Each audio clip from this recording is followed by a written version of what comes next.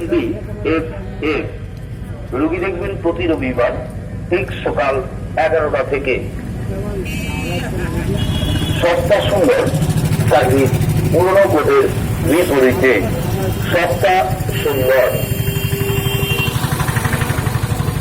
প্রতি রবিবার ঠিক সকাল 11টা থেকে। সস্তা সুন্দর কাকদ্বীপে।